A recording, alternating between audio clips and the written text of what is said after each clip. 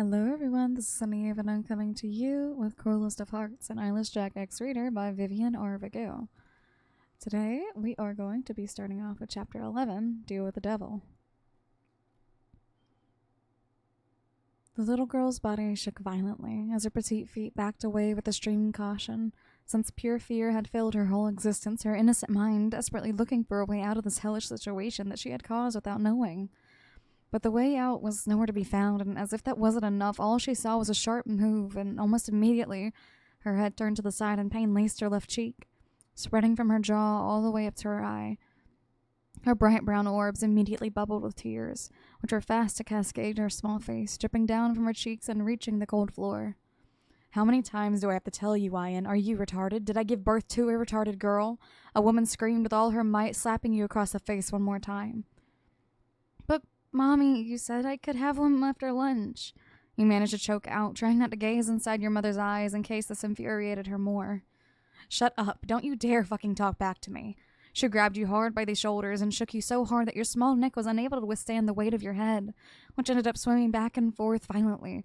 "You were just like your father, a good-for-nothing little shit," she screamed at your face. "Now go to your room and make me forget that you even existed, or else you'll regret being born, you little brat." Before she had even finished her sentence, you had already darted out of the kitchen and up the stairs, rushing to your room and closing the door behind you. Before you shoved yourself into the plain mattress that was your bed, covering yourself with the soft blankets and allowing your tears to fall freely from your eyes. Your tiny body was shaking violently by the frequent sobs, and the tears never ceased to fall. Your cheeks were hurting you like hell, and you were sure that the bruises were already forming. And all this torment for a tiny cookie, for just one cookie that your childish heart wanted. Was it so much to ask? But your mother was always like that, from the moment you first remember her. Tick, tick, tack. What was that? It sounded like someone was throwing tiny rocks at your window. Could it be? In the flash of the second, you throw your covers aside and stomp on your tiny feet, before racing with all your might towards the only window of your room, immediately peeking outside to the neighborhood, which was under the attack of heavy rain. Your teary eyes scan the whole place up until they meet with a pair of sky blue ones. A boy, probably around 12 years old, is standing in your yard, under your window, wearing a totally black hoodie, and without paying the slightest attention to the torrential rain, he was smiling brightly to you. Before you even had the chance to think about it, you find yourself wiping the tears away, raising your own hoodie and opening the window, passing on the thick branch of the nearby tree and skillfully descending towards the ground. "Hey, want to go for a cupcake?" Jack beams at you, showing his whole allowance that was safely tucked inside his hoodie pocket. Yet, when he sees his blue eyes fall on your little face, his smile turns into a frown. "She hit you again?" he whispers, clenching his fists with anger. "She told me not to eat a cookie before lunch, so I ate it after lunch, and she got really mad this time." You whisper, sobs threatening to come out of your small chest. Two arms grab you hard by the sides, and Jack pulls you into a big bear hug, with you wrapping your hands around him and starting crying on his hoodie. At least he was there for you. "Don't cry, Ryan. I don't want you to cry. What do you say I buy you 2 cupcakes? He exclaims and steps back, looking at your crying face and smiling. "Let's go, Ian." He grabs your fragile hand in his own and turning, he starts running towards the vast neighborhood road that was still pestered by the torrential rain. You try as much as you can to run behind him, but your small legs pose some kind of difficulty for you, so you do your absolute best not to fall behind. His warm hand around yours, though, is what you want to continue running along with him without the slightest complaint. The reassurance that whatever happens, he will always be by your side, helping and protecting you, and you are content with that. As you run through the big streets, you don't fail to notice that the rain has caused a solid and luxurious mist to spread around, covering the whole scenery and eating away any trace of colors. Yes, the whole place around you failed to have any color at all, surrendering into a misty gray and white color. The houses could no longer be made out at all, and as you run further and further towards what seemed like the heart of the mist, you fail to even see anything else but Jack. Terror strikes your young heart, and your breath hitches as you turn frantically towards Jack, trying to make out where you were going. Jack, stop!" You yell towards him. I can't breathe. "Just a little bit more, Ryan. Don't give up," you hear him say, but right at that moment, his hand slips from your grasp. Your lungs inhale a sharp breath, and your eyes open wide with surprise as you see your hand slip away from the boy's grasp for just mere milliseconds. Yes, if you just quickened your pace for a bit more, you would be able to grab his hand once again, yet the moment that happens, the moment you let him go for just a fraction of a second, your best friend disappears out of thin air, like his existence never was inside this world. He simply vanishes right in front of your terror-seized eyes, and in his place a pure white anemone, remains inside your protruding hand. Strangely enough, the only remnant that he ever existed, that he walked this earth. Abruptly, your feet come to a stop and your head turns into every possible direction, trying desperately to peer through the fog and find your best friend, denying the fact that he might be lost forever, that he must leave you behind and went somewhere where you cannot follow him. No, and Jack would never do that to you. Jack, where are you? You scream, clutching the fragile white flower against your chest. Jack, I'm scared. Nothing. You were greeted only by the deafening silence which succeeded your words. No matter the direction you were looking at, no matter where you looked intensely through the mist, Jack was nowhere to be found. And you were scared. You were scared because this mist appeared as if it swallowed everything living around her. Even if this was your friend, your words, or even your own existence. And God may have mercy, you knew not what monstrosity it could produce. Your heart literally skipped a beat in the sound of your name.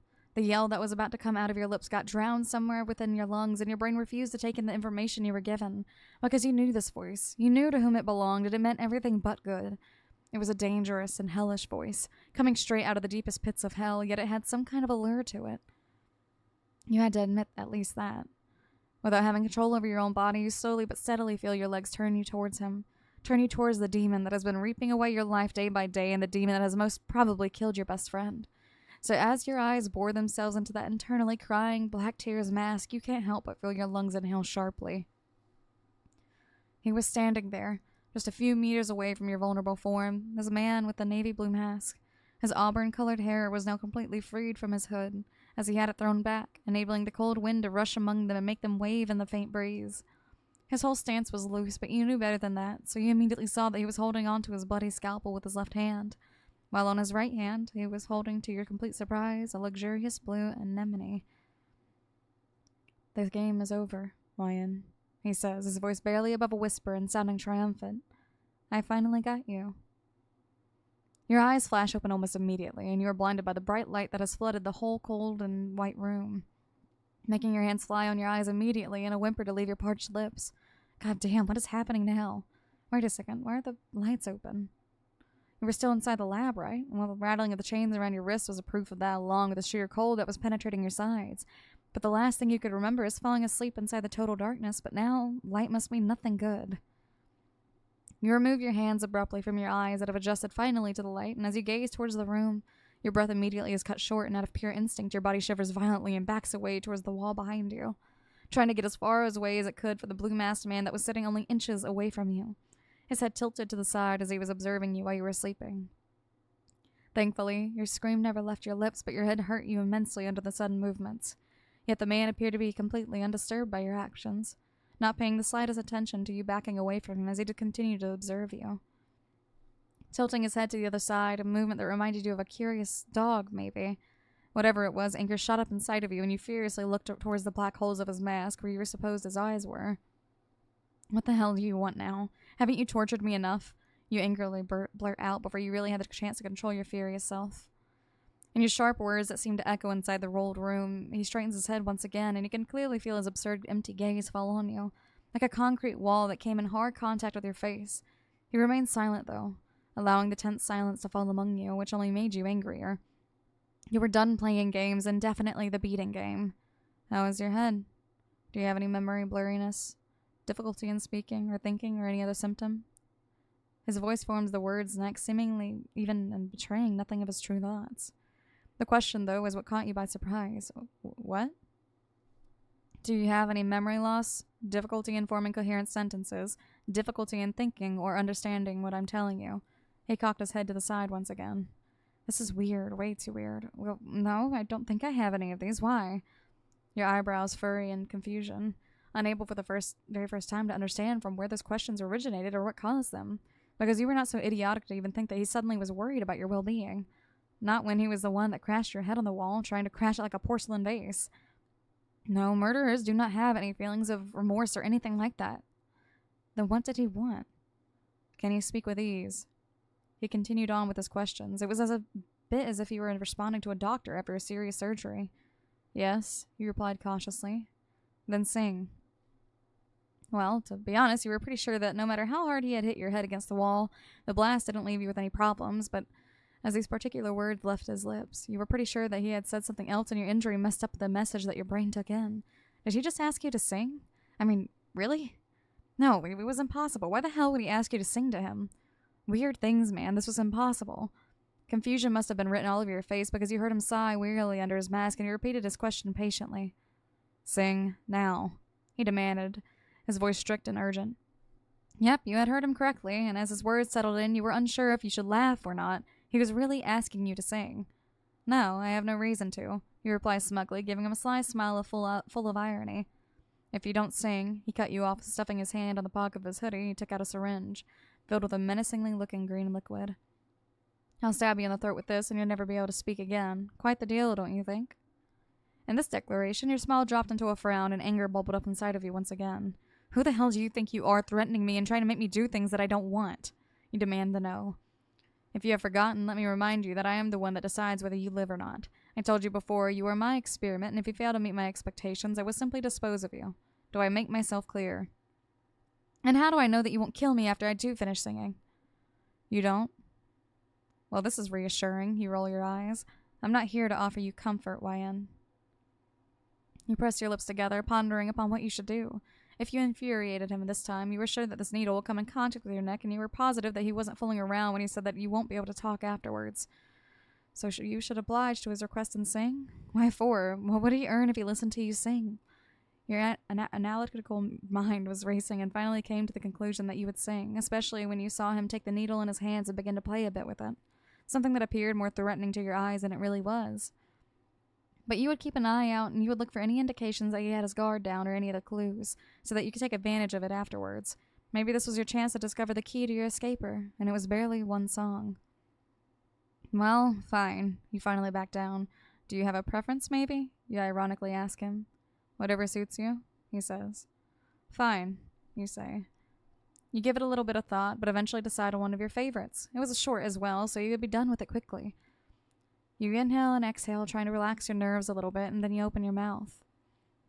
As you sang, your eyes were cautiously nailed on the man, waiting patiently for any movement of his body, any small clue that would allow you to find his weak spot. And at first, when you started singing, his whole posture became stiff and his dark gaze fell on you. But it was nothing as when he was talking at you. He was looking at you like a normal person, like all the tension that was hidden within him had suddenly gone away. After that split second passed, you saw his shoulders relax for barely a millimeter, leaning forward a little bit like he was so tired that he couldn't keep himself standing straight. His hand let go of their tight grip on the needle and loosened up, resting against his knees peacefully. It was peculiar, but it seemed like he relaxed a little bit. Like the murderous aura that was always surrounding him, like a black mist that covered his head, was suddenly gone, and he was finally able to think beyond the madness that surely pestered his mind. A true wonder, if you could say. It could definitely be some kind of advantage for you if you were able to play your cards right. And you would, since it was the only advantage you had right now.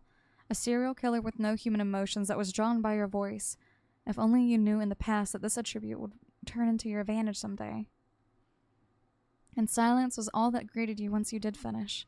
You didn't speak, he didn't speak. You just stared at each other, with your brain working by 1,000 miles per second, since all your observations about your voice and the effect on him were coming true. He was standing perfectly still, like he hadn't even understood that the song was over. Well, things were bound to get interesting. Then, after what seemed like eons, he leaned back and the dark aura returned around his head. Sing again, he demanded. No. You smiled deviously at him. But when his hand flashed forward and grabbed you from the neck, you rushed to explain yourself. I want to make a deal with you before I do sing, you blurt out, as his fingers started to cut off your air supply. He said nothing, only leaned his head to the side. A deal. You nodded. Yes. You swallowed hard, trying not to pay any attention to his tight grip. I can and will sing for you all day long, anytime you ask me to do so, without complaining at all. In return, I want you to bring me food and my medication. You really are an airhead, or are you suicidal? You really do believe you can make a deal with me? His voice was obviously mocking you, and for a split second doubt passed from your mind, yet you decided to play it all off. I'm only asking you for something to eat, and then I'll do whatever you ask me. I won't even try to escape anymore. You have my word. In your words, he simply sighs and removes his hand from around your neck. Then instead of resting it beside him, he places it on his mask gently and pushes it up further, revealing what was hidden behind, and it was that fact that drained all your color from your face. Because as his coal black skin came into view, you noticed that his lips were pushed up in a devious smile, revealing the 2 sharp lines of shark-like teeth. The scream drowned once again inside of you, as in a mere blink of an eye he had grabbed you from the neck and slammed your head on the wall, bringing his head millimeters away from yours, leaning over to your ear, with his sturdy body completely covering you. making you highly aware that he was a lot more dangerous and ready to kill you at any given moment. What appeared to be sharp nails dig themselves inside your neck, injuring you even under the protective fabric of his gloves. But when he finally whispered to you, when he whispered inside your ear, his voice was low and nothing like you had ever heard before. It was demonic, coming straight out of the pits of hell itself. You seriously believe that I will give in to your request, or that you do have a chance to escape this place? You think that I'm the only one that wants and can kill you in here? He purrs, and then you feel him grab your chains, and with a hard yank he breaks them before he takes them in his hands and backs away, pulling them along with him, yanking you towards him as well. Let me show you something. He was pulling your chains along with him, with your hands aching you so much that the screams started coming out of your mouth as you tried to pull your hands away from him, while he dragged you along the floor, making his way towards the door of the lab. And seeing it, you began to toss and turn, screaming with all your might like a lunatic and pulling your chains, trying to prevent him from pulling you even further. Since the fear that washed over you for what you were about to see if you did cross that door was so strong that your heart started paining you immediately, reacting to the loud heart beating. Instead of stopping, though, he simply turned and slapped you across the face so hard that stars began to pass right in front of your eyes, and you stopped fighting him altogether, allowing him to open the door and pass to the next room, which surprisingly enough was a bedroom. A huge, old-looking door, double bed was resting against the opposite wall with 2 large libraries on each side of it that was literally overloaded with books. Various things and clothes were tossed here and there, while the wooden floor creaked with every step he took, and he threw you just a few steps away from the first door, leading you to your hurt, already injured hands as you pushed them forward to protect yourself out of instinct. You inhaled a breath sharply and, looking around you, noticed that out of the single window inside the room, the sun was setting behind a luxurious pine forest. Still, your attention was shortly cut off as he grabbed your head and turned it towards the other direction, pointing towards the second door. You see that door, Ryan? He says menacingly on your ear. Outside of this door lurk far greater nightmares than me, and if you do have some chances of living inside here, once you pass this door, you are already dead. Pray to whatever god you believe in for the door to stay shut, because if it doesn't, your life will be over in the most gruesome way. And when I say that you'll be eaten alive, I mean it. Do you understand? His grip tightens on your neck, and you are forced to nod, gulping hard. Good. Now do not try to negotiate with me again, because I'm going to have your head served on a plate. Understand? He breathes out. Never make a deal with the devil. Author's note. The song you were singing is Witness by 30 Seconds to Mars. That is the end of that chapter. The chapter after that one is chapter 12, Doctor's Appointment. Let me know how you guys feel about this, because I'm loving this. This is great. I will see you guys in the next video. And until next time, bye-bye.